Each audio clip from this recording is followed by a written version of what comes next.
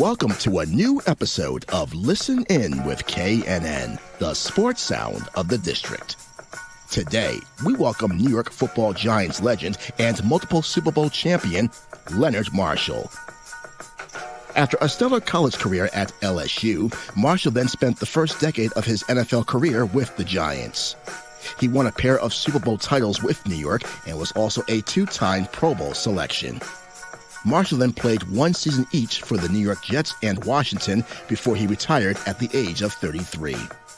Since his playing days, Marshall has been active in several business entities and has served as a football camp instructor and head coach.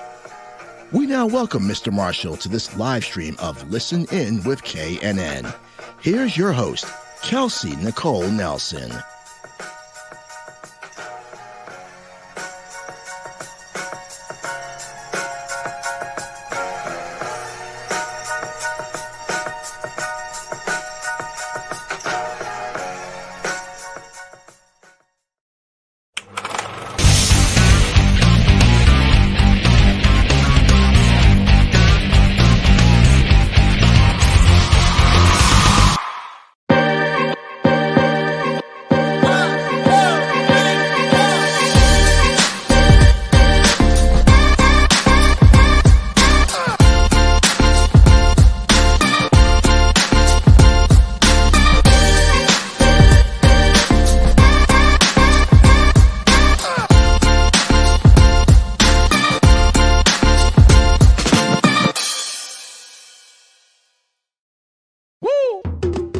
It's Listen In with KNN, the sports sound of the district. We bring you the biggest guests, great analysis, and the hottest sports stories in the nation's capital and beyond. And we bring it to you live. Welcome to this live stream broadcast of Listen In with KNN. Here's your host, Kelsey Nicole Nelson.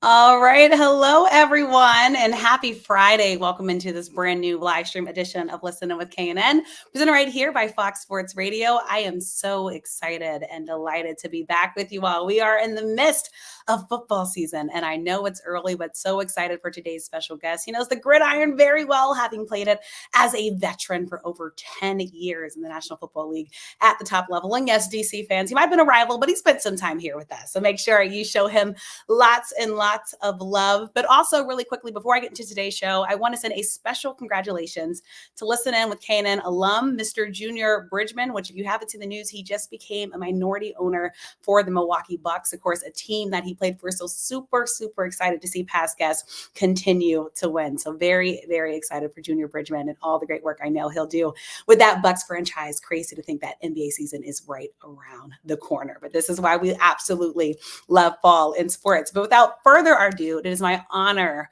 and pleasure and privilege to welcome a two-time Super Bowl champion, a former NFL defensive lineman, and a New York Giants Ring of Honor legend, none other than Mr. Leonard Marshall to the show. So excited to have him here. Leonard, how are you? I'm doing well, Kelsey. How are you doing? I'm fantastic. I saw you dancing backstage. Did you reminisce on your old go-go days when you had a chance to come? Yeah, my go-go days in Chuck Brown in Washington, D.C., man. I miss that. Let me find out. Can you dance? Are you a dancer? I am a dancer. a little bit. I mean, I got a little something going on. I saw him. He was bobbing to the beat. Look, Leonard Marshall. You know, my wife thinks I got a little something going on. So, yeah. That's all that counts. And that's all that matters. Leonard, how is everything? I know it's cold, wet, and rainy here in DC. Is it the same thing right now in New Jersey right now? I know the hurricane is passing over all of us. Yes, we're experiencing some cloudy, overcasted weather here for the next couple of days. And, we need a little bit of a break here. People had a great summer here in New Jersey. I mean, it was a fabulous season for us. Everybody made money. The economy flowed. And people are all excited for the fall. I love the change of seasons. And that's what I miss the most about being in this area. Yeah. Oh my gosh. Well, we're gonna talk about New Jersey. We're gonna talk about your hometown area because I have to tell you, Leonard, I was just on WWL in New Orleans, and when they found Okay. out I was having you on the show, they said it, Franklin's own. Absolutely. They were very Absolutely. excited, so I had to show Louisiana Absolutely. love. And before I even get there, Fantastic. Nathan, who is your mentee, he told you you're his mentor. He was so excited that you were coming on the show. So I know you know Nathan, also down in New Jersey, right? Yes, I do. Nathan and his family were neighbors of mine, and his parents are wonderful people. His mother Mala and his father Hermant still remain good friends of Lisa and I's, and It's awesome. we used to dine together and everything else while they were living here. And like him, I enjoyed my red wine from time to time, and we had many nights of that too. So. That is awesome to hear. Well, before we kick into it, Leonard, a big game happened last night with your New York Football Giants. I know they didn't come up with the win, but nonetheless, I know there's a lot of talk right now in the NFC East. A guy from your alma mater up in my neck of the woods, Jaden Daniels, what he's been able to do here in Washington with the Washington Commanders, had a big game against another guy from the LSU family, and Joe Burrow. LSU showing out on big time stages, which we absolutely love. Yeah. Dak Prescott finally got the bag, and then your Giants. A lot of questions with Daniel Jones and what the Giants can do this year. Lots of questions, Kelsey. And the tough part about it is it's tough to watch. When you play at such a high level in your career, you were such a high level for a long period of time, and you watch the transition of players and how the league has changed now. The game is about high scoring and not so much defense like my days of football. And it's tough to watch sometimes. And I know the maturation of the Giants is going to change. It just can't change fast enough for me.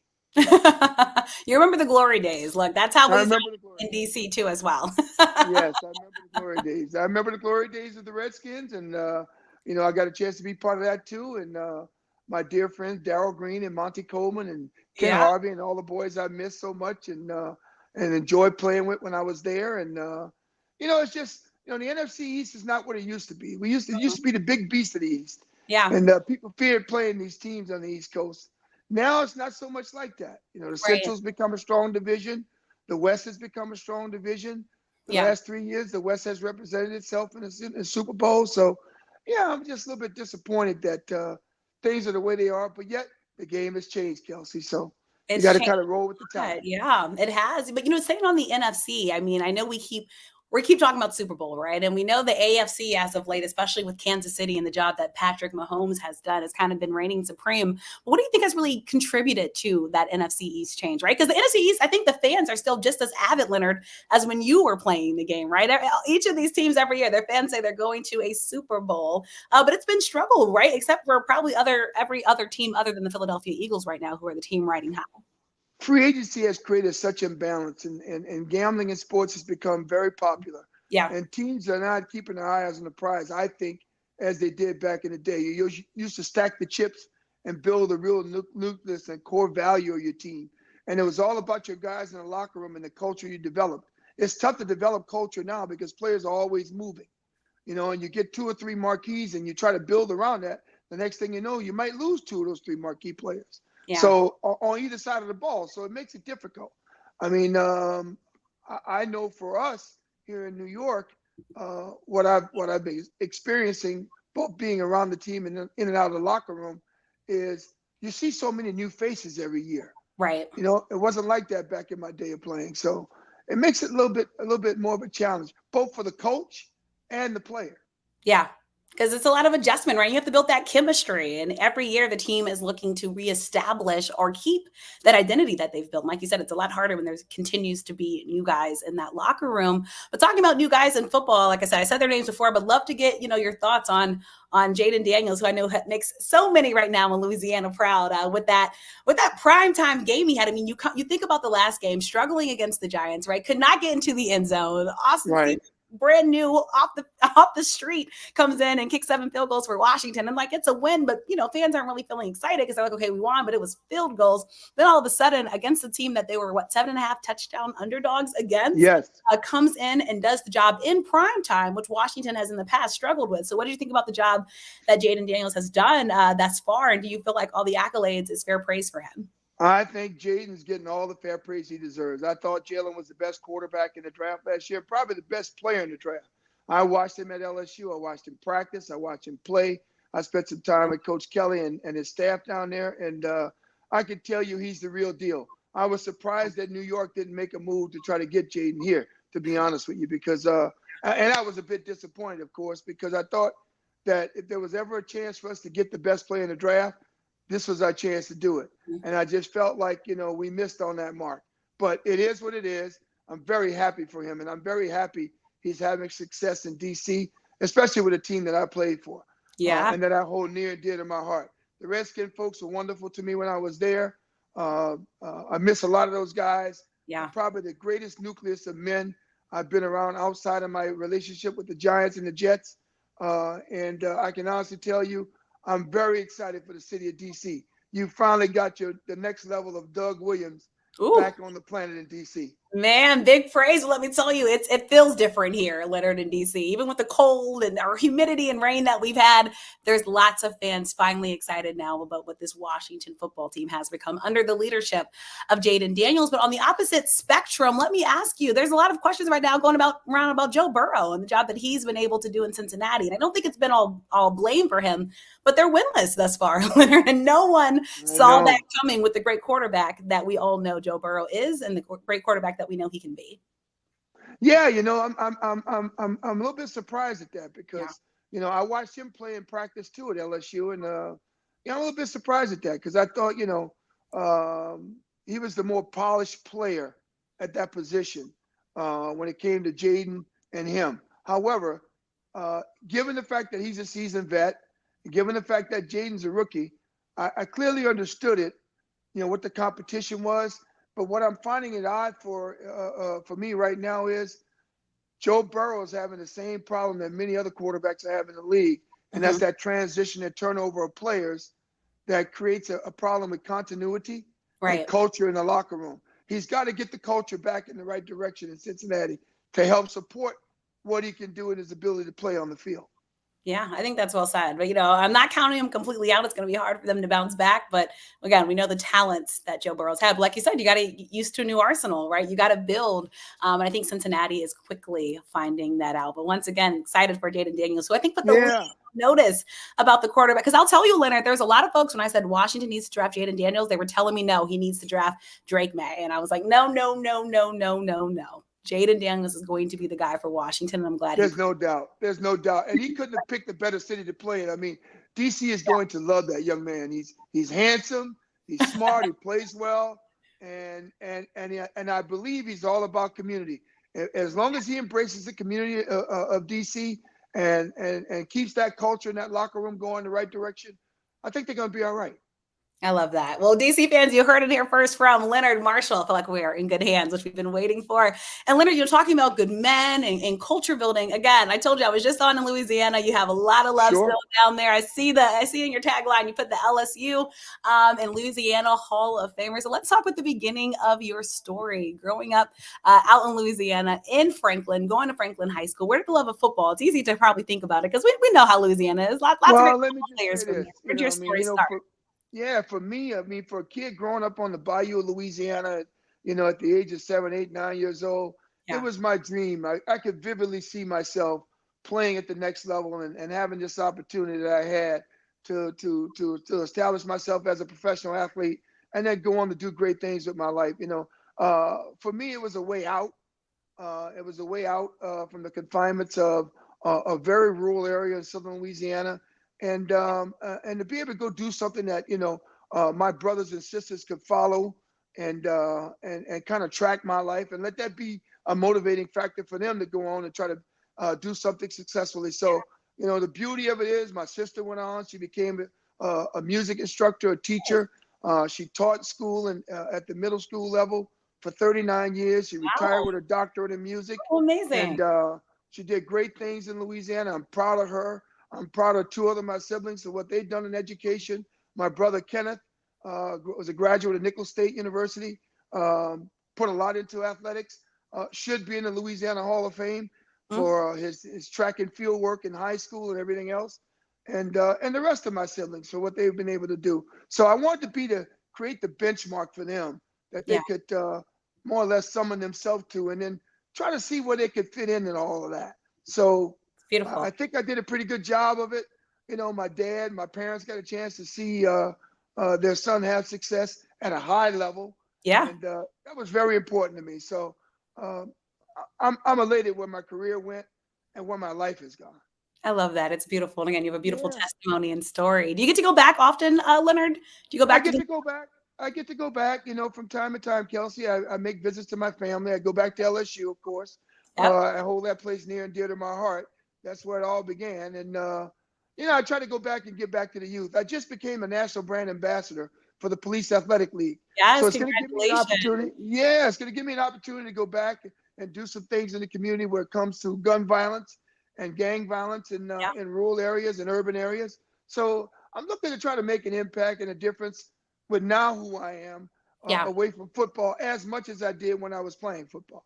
I think that's so important because, we hear this hashtag, right? More than an athlete. And Leonard, you are living and breathing that through what you're doing now. And it's, I can tell Exactly. football is near and dear to your heart. Like I said, I'm in DC. I know the White House actually, I think it was today, recently had a whole summit on gun violence and gun violence prevention. As you said, unfortunately, it's become part of our world. And it's been there, right? But it seems like it gets more rampant. So the fact that you have stepped Yeah. up and become a brand ambassador for this, I love that, again, your life has continued purpose and that Thank you. you're really trying to just make a difference. So thank you for your work, Leonard, Thank you. with this. Thank you. What did it mean for you to be named the brand ambassador? Like when you get that title, right? You have so many titles, so many prestigious titles, but what does this one specifically mean to you at this point in your career? It means I get a chance to go in and try to help rewrite a wrong. Mm. I'm tired of picking up the remote and turning the TV channel, Kelsey, and seeing Yeah. another black man getting shot over something stupid, or seeing police brutality upon someone black or brown, or something happening for the wrong reason, and then Right. the guy standing there looking dumbfounded. I think it's we as a people, we have a moral responsibility to look at some of the issues that are causing these things to happen. There's mental illness that comes Right. into this. There's a lack of knowledge that comes into this. And there's just sheer ignorance that comes into this. So I think we need to do a better job of that, Kelsey. I completely agree. Like I say, I mean, I would love to turn on the TV one day, Leonard, and gun violence not, be a thing, right? I think that's the dream for all of us that we're trying to work towards. So thank you in advance for that. If you don't know about the National PAL, they have more than 300 chapters, and you'll be doing a lot in New Jersey, but probably also national work as well, right, Leonard? As a national ambassador? Oh yeah. I mean, I made a vow to my brother and friend Christopher Hill, the CEO, the Nice. new CEO rather Okay. of the National Police Athletic League, and to my dear friend Carlos Vasquez here in New York, who runs the New York chapter of PAL. And I want to have an impact upon the direction of the kids between 8 and 18, and then that really crazy age of 16 to 24 with these kids that drop out of high school. I want to have an impact on the life of some of those kids. I think we can save a bunch of them. Nice. Let me ask, when you talk to kids, do they know who they're talking to, Leonard, when you come in and start talking? Are they Well, still some of them do and some of them don't. Their parents know. And the beauty yeah, is their when parents they are go back and they talk to their parents, they go, "Oh, you have no idea who that man was. Let me tell you a little bit about him." So, Right. I like that because it has to be an engaging process at home for children. It has to be. Yeah. I always say it starts at home. So I think you're right. Yeah, especially for me to win. Yeah, for me to win, they gotta know a little bit about who's talking to them. And, this just goes, I think, to who you are, because since football and even during football, you have engaged in a lot of charitable work. You've won the awards for it. But I know causes that are near and dear to you are like autism, right? CTE, Yes. brain trauma, Yes. player safety. Yes. So tell us a little bit about the work that Yes. you've been doing post-football, again, to just make this a better, more equitable world for all. Well, I was one of the players that helped spearhead the concussion a lawsuit against the National Football League. I mean, I felt that, it was a chance to rewrite it wrong for a lot of players that didn't have the name or the impact of Leonard Marshall to go along with their illness, to be able to get some help and get some assistance, not only for themselves, but for their family and their children. So I felt near and dear to that and hold close to my heart. I've gotten involved with Caring Kind of New York, which deals with Parkinson's, ALS, and Alzheimer's. I've gotten involved with a drug company of late. I actually serve on the board of PikeTX.com. Yeah. We have a transdermal patch that we've developed with 4 FDA-approved drugs that can be infused through that patch to help people with Parkinson's. We hope to make a big difference and a big impact in the lives of a bunch of folks that are dealing with Parkinson's. So Nice. I do a lot around this area of focus.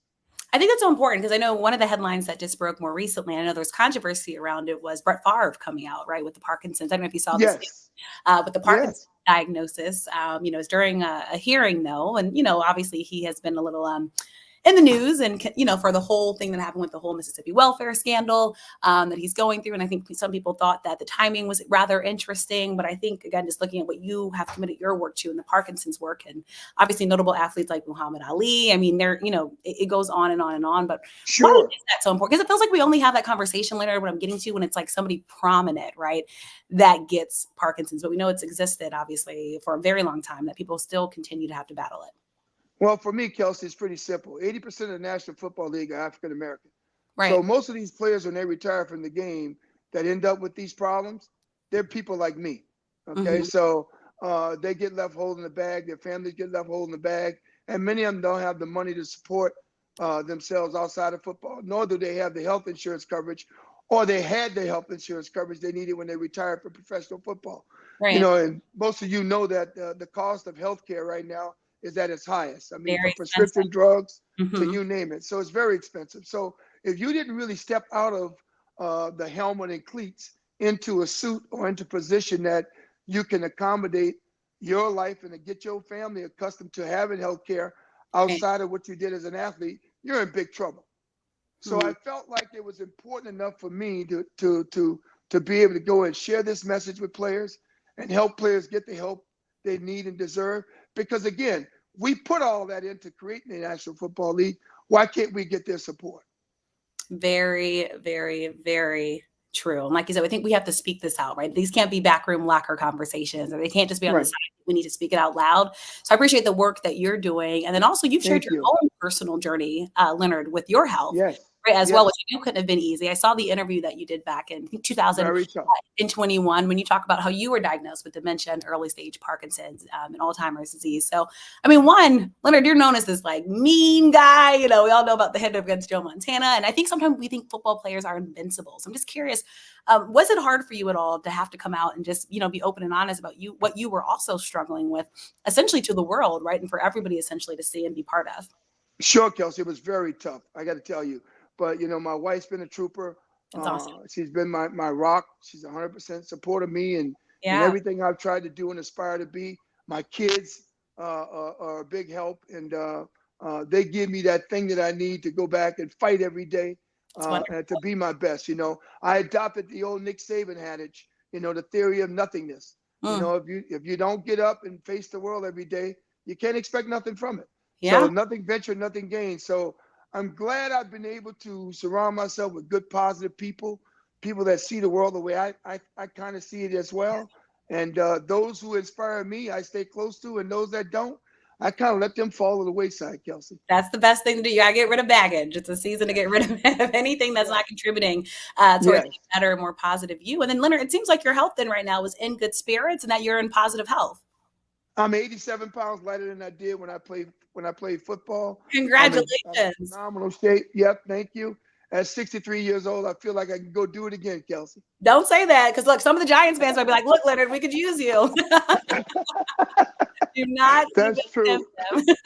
That's true. But I'm so excited to hear about the work that you're doing. Thank you for being an ambassador. But really quickly, I do want to go back to the CTE work that you did, because, like you said, you filed a claim with the NFL under the concussion settlement. They had refused to pay you, right? Essentially, from the research I've done. But was that hard? I mean, you're going up against a former employer, right? A juggernaut. Obviously, we know they have the Players Association and things in place to protect players. But, the CTE issue, I think, is something we keep talking about. Like, it wasn't too long ago that we just saw Tua Tagovailoa, right, on the ground. Yes. Once again, unfortunately battling symptoms of a concussion, and many people calling for him, right, at the young, tender age of 26, I believe, to hang up the cleats. So all that to say, this seems like it has been an issue. Every Super Bowl, Leonard, I sit on Radio Row and I talk with former players about it. But I don't know if it feels like we've progressed probably to a point that you probably want to get to. Do you feel like the league and former players and even current players are in a state where we really can have open and honest conversations about CTE? I think they're doing a better job, Kelsey. I'm watching things. I'm talking to people at the top in the league office, people in the Players Association, and players. And I think they've done a better job educating and trying to eradicate traumatic brain injury in football. If you see some of the helmet protection they wear in camp, some of the helmet protection they wear during the season, they've mitigated some of the contact during the season. They've mitigated a lot of the contact in training camp. And I think it's taken away from the game of football. But yet, listen, it's a game of violence that was built on violence. So, and people just have to understand that. Now, from the player aspect, as to what you were talking about when it comes to taking care of families and then trusting your family with what they need to be able to take care of you when you get to the point where you can't take care of yourself anymore, those monies should be paid to players and their families. Those monies are to take care of those players down the road. That's not money now to go play and party with. That's money to take care of the health of that young man who helped build the game of football and make it the game it is today. So, when I got into the league, Kelsey, teams were sold in the hundreds of millions. Now teams are sold in the multiple billions. Billions, so, It just happened here in DC, right? With the Washington team. Right. So think about that. It's not like these owners haven't made money. Just share the wealth of the players that built the game of football, and everybody will be fine. It sounds so simple, and I hope we get to that point. But like you said, I think we have to remember these, outside of the helmet, outside of the cleats, these are men. Like you said, they have families that they're trying to provide and take care of. And at the end of the day, yes, it's organized chaos and organized violence, and we absolutely love it, right? Thursdays, we love it, and Sundays and Mondays. But still, I think the health is wealth at the end of the day, and we want these men to live to see another day. And I think that's absolutely where the focus needs to be. So again, I hope it's a conversation that we continue to have, and a conversation that we continue to put actionable steps behind as well, Leonard, so we can hopefully continue to move in a positive direction when it comes to CTE and protecting players' health. And Leonard, if you're not busy enough trying to help save the world with all this good work that you're doing, somehow after football, you also found time to get your MBA in finance from Seton Hall University, which props to you. MBA is on my radar in the near future. I have my master's. Let's go. Businesswoman. So look, I'm going to be like you, Leonard, when I grow up. Let's go, babe. Also taught, what do you not do? You were teaching finance, sports management. So let's talk about that. Because I think the biggest question always after guys hang up the cleats, which I know can be hard, you did it at the age of 33, is that kind of what's next step. So what propelled you to go on to just, get the, especially in finance, like you weren't playing around, Leonard. Well, I knew there was life after football, Kelsey. I knew there was life after football. And I got my bachelor's degree right after I won my second Super Bowl with the Giants. Okay. I was a player in a program at Fairleigh Dickinson University for undergraduate athletes trying to go back to obtain their degrees. So kudos to George Martin, my teammate, and Harry Carson, my teammate, Hall of Famer Harry Carson, I may say, because they both motivated me to want to go into this program. And they made me think about life after football. So here's the fortunate part that I had while playing for the Giants. In 1984, I went to work in the off season. My job was going to school, and then I worked in the Meadowlands racetrack. I did that 84, 85, and 86. 85, I'm defensive lineman of the year. 86, I'm repeat defensive lineman of the year. And we win the Super Bowl. Yeah. All while I'm in school studying to get my bachelor's degree. Impressive. So Leonard can do it. The rest of y'all can do it too. I never stopped. It's that mentality, right? And you wanted it for you. So it's that mentality. I wanted it, Kelsey. I wanted it. And that's what I wish to instill in young people. Nothing ventured, nothing gained. You're not promised anything. That's true. If you don't dot the I's, cross the T's, do it right, go to class, be that guy, don't expect it to come back. Yeah. It's that simple. You got to put the work in, and again, got to put the work in. It will pay off for you, but again, and don't be afraid of failure. All young people, do not listen to me. Failure is your best friend. Yeah, it's just a step towards success. You'll have to see it that way. I'm telling you, you have to. That's so real and so true. But the opposite of failure, of course, we know is success. And Leonard, back in 1983, second round draft choice out of LSU, 37th overall. Take me back to that moment, Leonard, for you. I know it's a while ago, but still, you're coming from Franklin, you go to LSU, and every guy dreams of that moment, Leonard. I got my shot, Kelsey. I had my shot. I wanted to take my shot, and I took my best shot. And, the beauty of it was I had a pair of guys that believed in me, and Bill Parcells and George Young. They took a chance. They drafted this kid from Louisiana to come here and play football. And I think I turned it out. Just a little bit. I mean, Ring of Honor and stuff, a lot of sacks third on that list. Yeah, I think I turned it out. But I mean, the Giants, right? A storied franchise, one, again, with a rampant fan base. You're part of that big blue wrecking crew. I mean, you did so much for the Giants. And I know for you, kind of full circle, I think that Ring of Honor moment that you got a couple years back, it had to be special for you, right, Leonard? When you the Ring of Honor was very special, Kelsey. Yeah. But I got to tell you something else that I don't think you know about. Mm-hmm. The Giants just selected the 100 greatest players in the history of the Giant organization. Yep. Okay. And so given that they've had some 5,000 that worn that uniform, Mm-hmm. they selected me number 26 of. I saw this news, Leonard. That's incredible. So I'm not only am I honored, I'm still humble as ever, but I'm truly honored to be part of that. And I feel like if there was any one person or any one group of people I could put on my back to take with me, it would probably be the 86 and 90 Giants players that were on those teams, because those guys are the reason why Leonard Marshall had the success he had. Wow. They were great teammates. Great teammates. And obviously you could see it on the football field. I feel like that's why you guys had so much success, right, during that time frame. But, take me back to that rookie season, right? It can't be easy getting into, again, storied franchise. You're going into that locker room straight out of college. How do you think you were able to successfully kind of make that pivot to becoming such an integral part of that Giants locker room and franchise history? I think I adopted the mentality of the older player that were in the locker room next to me. Mm-hmm. When they chose a locker, I chose a locker next to Lawrence Taylor and Harry Carson, because I wanted to see exactly how they worked. Right. Yeah. I wanted to see how they worked. And I said, okay, here's two guys that are probably going to go in the Hall of Fame one day. I want to look at how they work. I want to be one of those type of guys. Yeah. And I think I served that purpose, after a decade in that uniform. Yeah, you're so humble, but we know the accolades, Leonard, but I love it.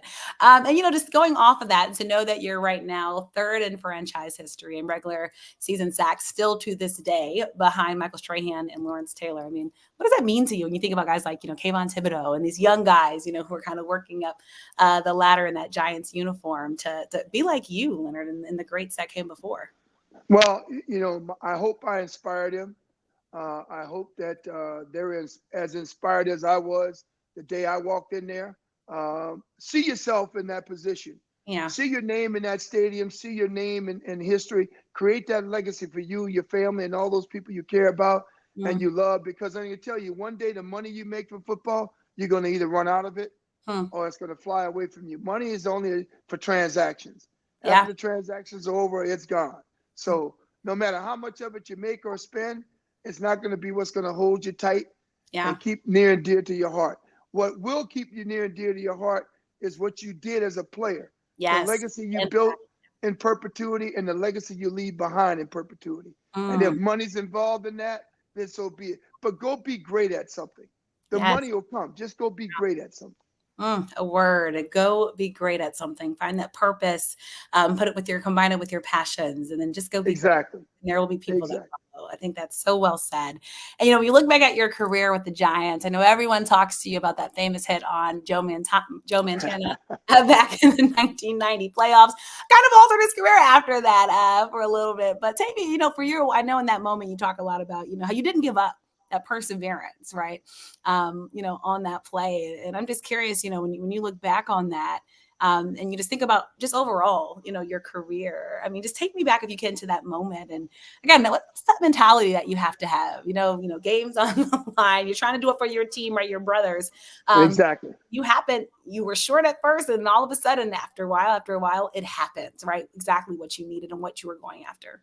The mindset of the player, big time players make big plays in big championship type games.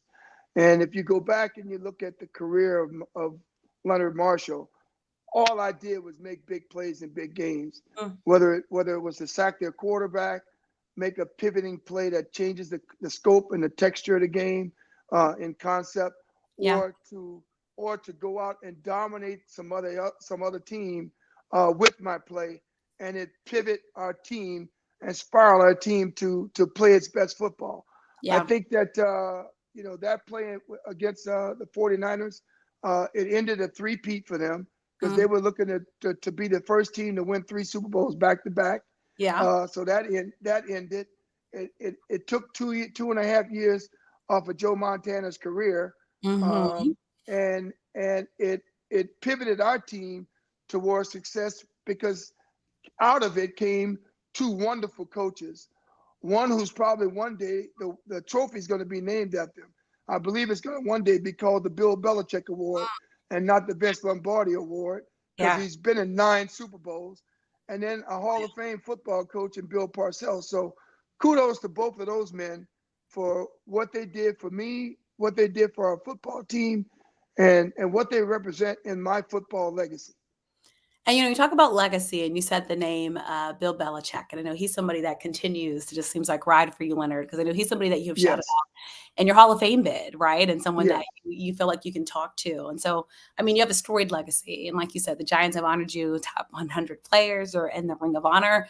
But I know it seems like that one thing that you feel like you should get is that Hall of Fame nod. And so to have a coach like Bill Belichick be behind you, Leonard, it seems like that means a lot to you because, like you said, he's seen you right from the early kind of stages, and still even today, it sounds like has your back just as much as when you're wearing that Giants uniform. Absolutely, I love the guy. Everything that he put into the game, everything he put into me, I hope I gave it back to him because he inspired me to be the best I could possibly be.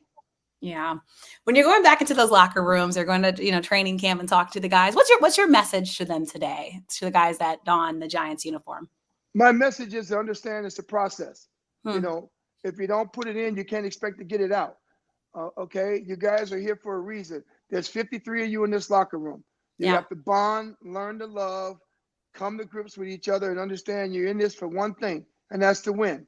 So be your best, at your best. Every day you can give it your best. And if you do that, this won't be work. It'll be love. And when you love something you do it and you do it profusely. You'll do it till you get tired of doing it over and over and over. And when it becomes repetitious to you and not something you have to think about, man, it becomes real easy at that point. And I can tell you, working with Lawrence Taylor, working with Harry Carson, working with George Martin, Carl Banks, and all the players I work with, they'll tell you the one thing about me, they don't have to worry about me showing up to work. I'm going to give you what you're supposed to get. Right. That consistency every time, Leonard Marshall. Yeah.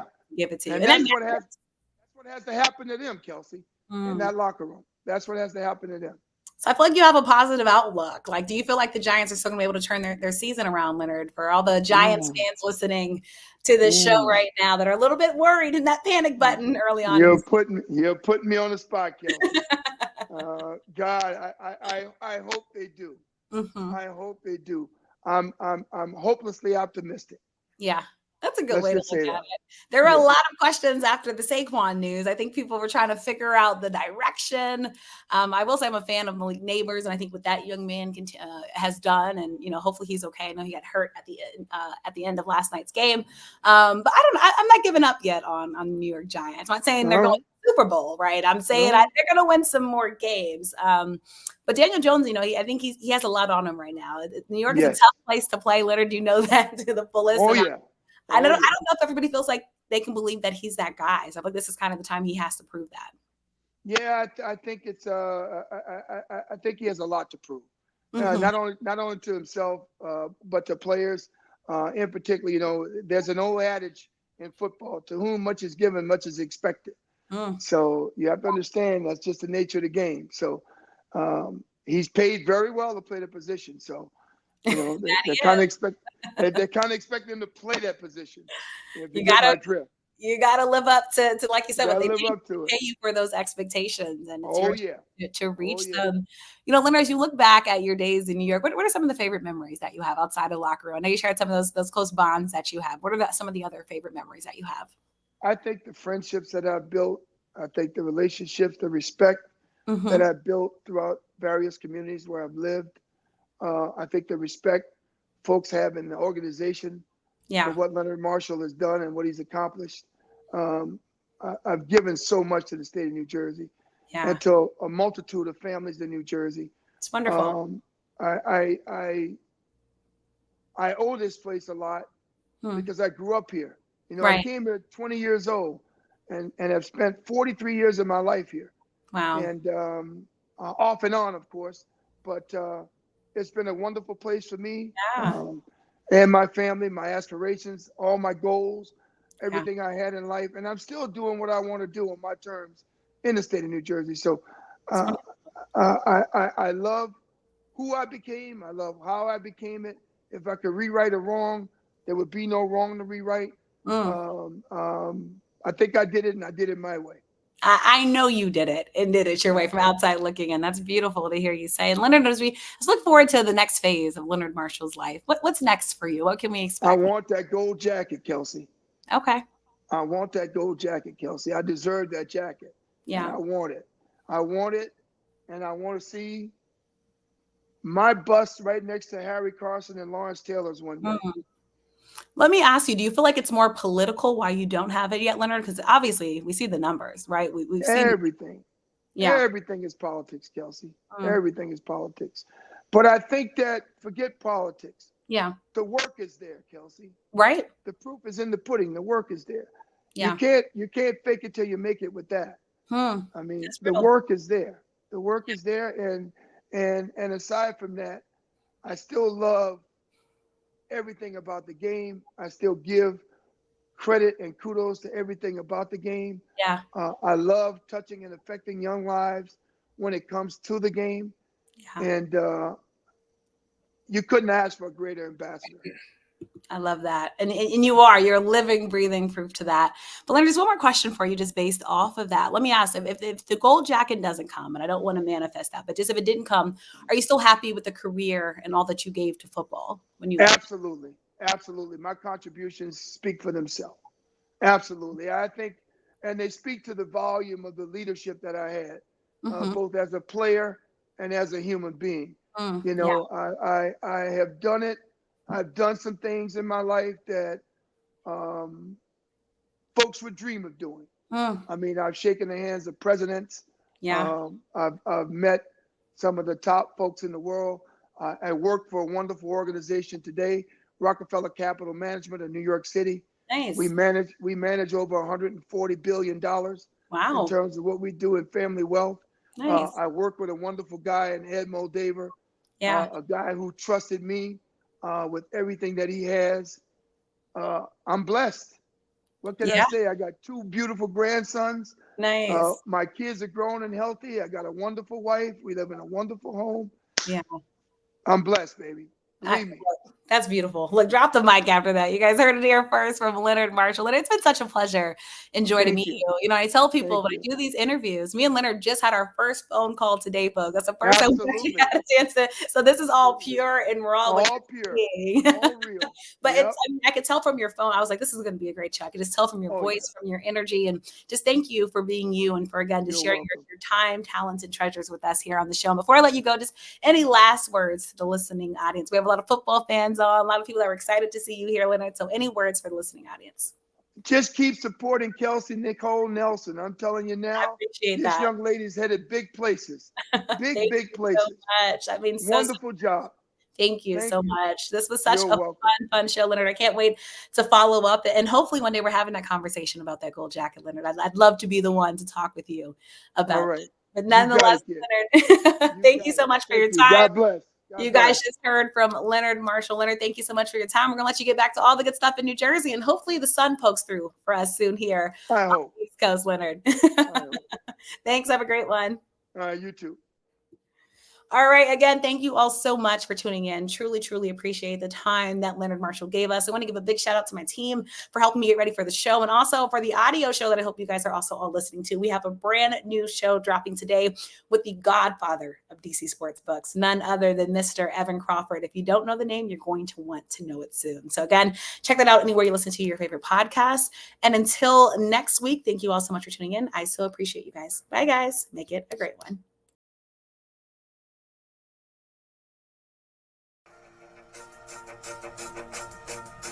Follow Kelsey on social media on Instagram and X, formerly Twitter, @TheRealKNelson. Catch episodes of Listen In with KNN on YouTube, on air at AM 1340 and 96.9 FM Fox Sports Radio in the Washington, D.C. area, and online at KelseyNicoleNelson.com. Thank you for watching this live stream broadcast of Listen In with KNN.